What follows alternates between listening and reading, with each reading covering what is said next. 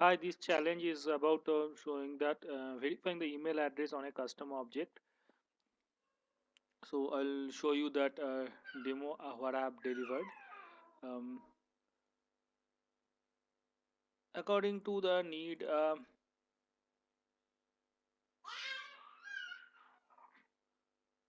I have created one custom object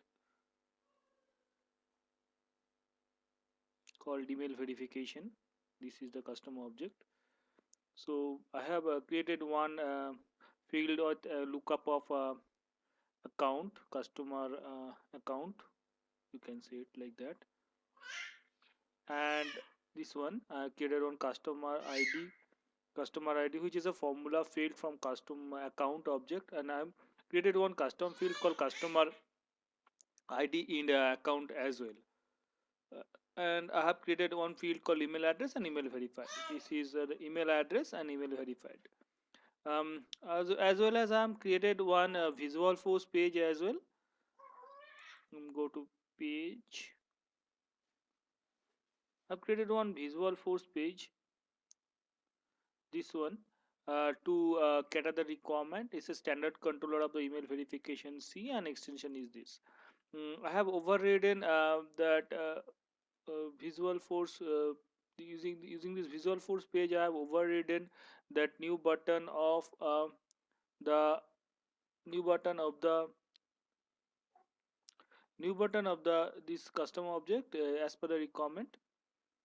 So now I will go to um, the application demo. So so first, I'll go to the I've created one tab as well, so that where from you can create a new email verification. So I'll create a new email verification. Okay, so I can select on account from here. I just search with you go see United Oil and Gas Singapore. So I'll give an email address like testing@abc.com. I clicked on submit. So you can see that this record is got created with email verified is blank. So in the page layout I have put it this as an read only on the email verified, but as I'm a system admin, that's why it's coming as an editable for me. So user having not a system admin, they won't see this is an editable one. So if I go to this account, sorry. So you can see it as a contact to contact with these two email IDs, but it's whatever the account I have created for which the email IDs are not matching. So I will copy this one and I'll go to email verification again. So this time I'll create a new one with this, and email address I'll put this one which is existing. Click on submit. So you can see this email is got verified because this email address is existing with the contacts associated with United Oil and Gas Singapore. So see, this is that email address, and which is associated with United Oil and Gas, and that is why that email address verification is coming as true. Intentionally I have not put this email verification related list to that account page layout because it was not mentioned. So it can be modified if user want to add it. As a part of additional functionality, I have given one report on mm, created one report on email verification object. So go to reports.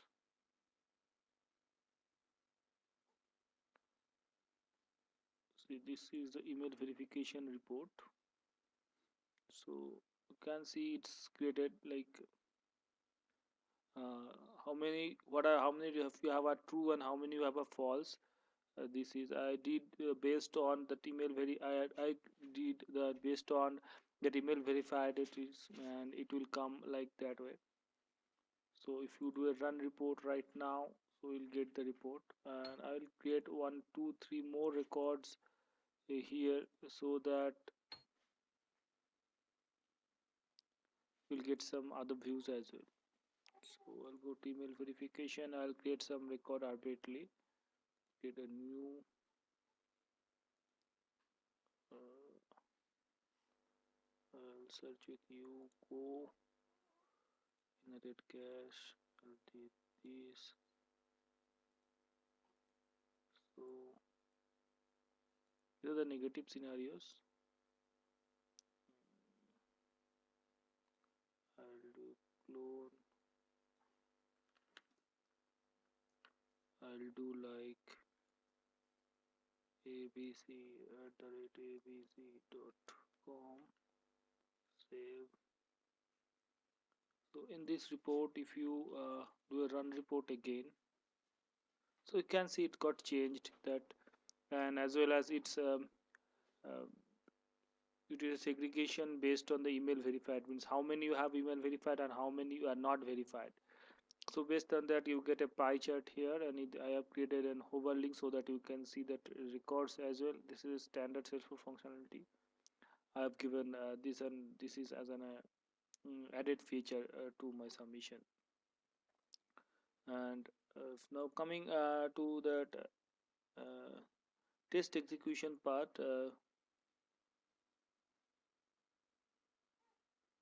So I have given an 100% test coverage here,